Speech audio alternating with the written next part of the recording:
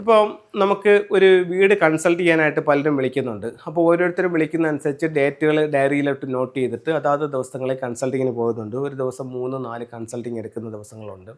അപ്പോൾ അങ്ങനെയാകുമ്പോൾ നമ്മളിപ്പോൾ ഒരു വീട്ടിൽ കൺസൾട്ടിങ്ങിനായിട്ട് ചെന്നു. കൺസൾട്ടിങ്ങിനായിട്ട് ചെല്ലുമ്പോൾ അവരിപ്പോൾ വിളിക്കുന്നത് എത്രയുള്ളൂ, സാറേ ഇത് കണക്ക് എൻ്റെ വീട് സാറിൻ്റെ യൂട്യൂബിലെ പ്രോഗ്രാമൊക്കെ ഞാൻ കാണുന്നുണ്ട്. അപ്പോൾ എൻ്റെ വീടൊന്ന് കൺസൾട്ട് ചെയ്താൽ കൊള്ളാമെന്നത്, സാറിന് വരാൻ പറ്റുമോ, സാറ് കൺസൾട്ടിങ്ങിനൊക്കെ പോകുന്നുണ്ടോ? ഞാൻ കൺസൾട്ടിങ്ങിന് പോകുന്നുണ്ടല്ലോ, നിങ്ങൾ എന്നാ ഡേറ്റ്? അത് ഇന്ന ഡേറ്റിന് സാറിന് പറ്റുമോ? ഞാൻ ഇന്ന് ഡയറി നോക്കിക്കോട്ടെ. ഈ ഡേറ്റ് എനിക്ക് ഫ്രീ ആണല്ലോ, അങ്ങനെയാണെങ്കിൽ ഞാൻ വരാം. എവിടെയാണ് സ്ഥലം? അത് ഇന്നടുത്താണ്. നിങ്ങൾ എൻ്റെ കറണ്ട് ലൊക്കേഷൻ അയക്കും, ഞാൻ വരാം. അങ്ങനെ നമ്മൾ ആ സൈറ്റിൽ ചെല്ലുന്നു. അപ്പോൾ ആകെ നമ്മൾ ഫോണിൽ കൂടെ സംസാരിച്ച് ഇത്ര കാര്യങ്ങളേ ഉള്ളൂ. പിന്നെ അവിടെ ചെല്ലുമ്പോൾ അവിടുത്തെ ചോദിക്കുന്നു, വീടിൻ്റെ പ്ലാൻ ഉണ്ടോ? ഉണ്ട്. അതിൻ്റെ കോപ്പി ഇരിപ്പുണ്ടോ? ഉണ്ട്. ആ പ്ലാനും കൂടെ വാങ്ങിച്ചിട്ട് വീട് കറക്റ്റായിട്ടാണോ ചെയ്തിരിക്കുന്നത് എന്നുള്ളത് നോക്കുന്നു. നോക്കിയതിന് ശേഷം അവിടെ ഇരുന്ന് തന്നെ വീടിൻ്റെ ഫ്ലൈയിങ് സ്റ്റാർ നമ്പർ എടുക്കുന്നു. ഫ്ലൈയിങ് സ്റ്റാർ നമ്പർ എടുത്തിട്ട് ഞാൻ ഈ എടുത്ത കാര്യം ശരിയാണോ എന്നറിയാനായി അവരുടെ അടുത്ത് ചോദിക്കുന്നു, നിങ്ങളുടെ വീട്ടിൽ ഇന്ന കണക്കൊരു അനുഭവമുണ്ടോ? അത് ഓരോ വീടിനും വ്യത്യസ്തമായിരിക്കും. ചിലർക്ക് ഇവിടെ ശരിക്കും പൈസ വരുന്ന വീടല്ലേ? അതെ. ഇത് തൊഴിൽപരമായിട്ട് നല്ല നേട്ടങ്ങളുണ്ടല്ലോ വീട്ടിന്. ഉണ്ട് സാറേ, തൊഴിൽപരമായിട്ട് നല്ല നേട്ടമുണ്ട്. ഇവിടെ 1 ലക്ഷം ജോലി കിട്ടി, പ്രൊമോഷനായി, അങ്ങനെയുള്ള നല്ല രീതിയിൽ പോകുന്നുണ്ട്. ഇവിടെ നിങ്ങൾക്ക് വീട് വെച്ച് താമസിക്കുന്ന ശേഷം നിങ്ങൾക്ക് എന്നും അസുഖങ്ങളാണോ? ആദ്യത്തെ ചോദ്യമാണ് ചോദിക്കുന്നത്. അതെ, ഇവിടെ കയറിയതിന് ശേഷം അന്ന് തൊട്ട് എന്നും അസുഖങ്ങളാണ് സാറേ. ഇവിടെ നിന്ന് നിങ്ങൾക്ക് പൈസ കിട്ടാറുണ്ടോ? ഉണ്ട് സാറേ, ഇത് ഇന്ന ആവശ്യത്തിനായിട്ട് കൊടുത്തിട്ട് അവർ തന്നില്ല, ഇത്ര രൂപ ഇന്നടുത്ത് കൊടുത്തു, ഇന്ന സ്ഥലത്ത് പോകാനായിട്ട് അവർ പറ്റിച്ചിരിക്കുകയാണ്. അല്ലെങ്കിൽ ഏറ്റവും അടുത്തൊരു ബന്ധം ഉണ്ടായിരുന്നു സാറേ, 2 ദിവസത്തിനകത്ത് തരാമെന്നും പറഞ്ഞ് അവിടെ ഒരു കല്യാണ ആവശ്യത്തിനായിട്ട് വാങ്ങിച്ചതാണ്, വർഷം 3 കഴിഞ്ഞു, ഇതുവരെ കിട്ടിയിട്ടില്ല. അവരുടെ പ്രധാന പ്രശ്നം എന്താണെന്ന് ആ വീടിൻ്റെ ഫ്ലൈയിങ് സ്റ്റാർ എടുത്ത് അവിടെ ഇരുന്നു കൊണ്ട് തന്നെ അവരുടെ അടുത്ത് ഒറ്റ ചോദ്യത്തിലൂടെ തന്നെ നമുക്കതിനെ ഇത് കറക്റ്റ് ചെയ്യാനായിട്ട് സാധിക്കും. അപ്പം ഇത് ഇത്രയും കറക്റ്റായിട്ടുള്ളൊരു സയൻസ് ആയതുകൊണ്ടാണ് നമുക്കിതിനെ ഇങ്ങനെ ചെയ്യാനായിട്ട് സാധിക്കുന്നത്. ഇത് വാസ്തു നിയമങ്ങൾ വെച്ചിട്ടല്ല ഞാൻ ഈ ചോദ്യങ്ങൾ ചോദിക്കുന്നത്. ഫെങ്ഷുയി പ്രകാരം വീടിൻ്റെ എൻട്രൻസിൽ വന്നിരിക്കുന്ന സ്റ്റാർ അവരെ എങ്ങനെ സ്വാധീനിക്കുന്നു, അത് ഞാൻ എടുത്ത കണക്ക് കൃത്യമാണോ എന്നുള്ളത് മനസ്സിലാക്കാൻ വേണ്ടിയിട്ടാണ് അവിടുത്തെ ആ ചോദ്യം ചോദിച്ചത്. അത് അവിടെ അക്ഷരം പ്രതി കറക്റ്റായിരിക്കും. അപ്പോൾ ഇത് നമുക്ക് മുമ്പ് കണ്ടിരിക്കണമെന്നോ അല്ലെങ്കിൽ നമുക്കറിയാവുന്ന വീടായിരിക്കണമെന്നോ ഒന്നുമില്ല. നമ്മൾ ആ വീട്ടിൽ ചെല്ലുക, കറക്റ്റായിട്ട് അതിൻ്റെ പ്ലാനും കാര്യങ്ങളും എടുക്കുക, അതിൻ്റെ ഫ്ലൈയിങ് സ്റ്റാർ എടുക്കുക, അവരുടെ അടുത്ത് കൃത്യമായിട്ട് കാര്യങ്ങൾ ചോദിക്കാനായിട്ട് സാധിക്കും. അപ്പം ഇത് അതിൻ്റെ ഫ്ലൈയിങ് സ്റ്റാർ നമ്പറാണ്, വീട് വെച്ചപ്പം വന്നതാണ്, ഇനി ഒരിക്കലും അത് പോകില്ല. അതേപോലെ തന്നെ ആനുവൽ സ്റ്റാർ നമ്പർ വരുന്നുണ്ട്. ഇപ്പോൾ ഒരു വീട്ടിൽ ചോദിച്ചു, നിങ്ങളുടെ വീട്ടിൽ നിങ്ങൾക്ക് പുറത്തുനിന്ന് പൈസ എല്ലാം കിട്ടാണ്ടോ? അപ്പോൾ അവർ പറയും, സാറേ ഇന്ന കണക്ക് പൈസ കിട്ടാണ്ട് ഇത്ര വർഷമായെന്ന് പറഞ്ഞു. അതേപോലെ തന്നെ വർഷാവർഷം ഒരു നക്ഷത്രവും വരുന്നുണ്ട്, ഈ പറ്റിപ്പിൻ്റെ നക്ഷത്രം.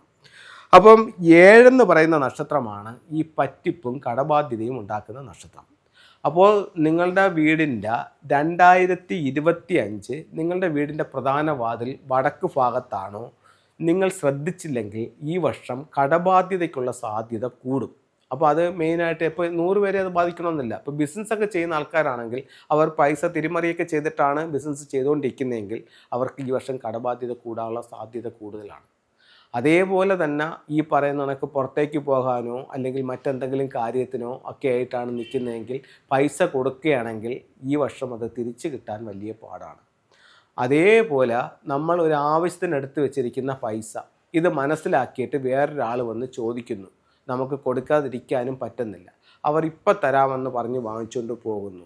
ഈ വർഷം കൊടുത്താൽ വടക്ക് ദർശനമുള്ള വീട്ടുകാർക്കും വടക്ക് പ്രധാന വാതിലുള്ള വീട്ടുകാർക്കും വടക്ക് വശത്ത് ബെഡ്റൂമുണ്ട്, ആ ബെഡ്റൂമിൽ കിടക്കുന്നവർക്കും ഈ നക്ഷത്രം വളരെ വളരെ അധികം സ്വാധീനിക്കും. ഇതൊരു മുന്നറിയിപ്പായിട്ട് കണക്കാക്കുക. ഒരു കാരണവശാലും ഇത്തരം പൈസകൾ ഈ വർഷം നിങ്ങൾക്ക് കൊടുത്തു കഴിഞ്ഞാൽ തിരിച്ചു കിട്ടുന്നത് വലിയ പാടായിരിക്കും.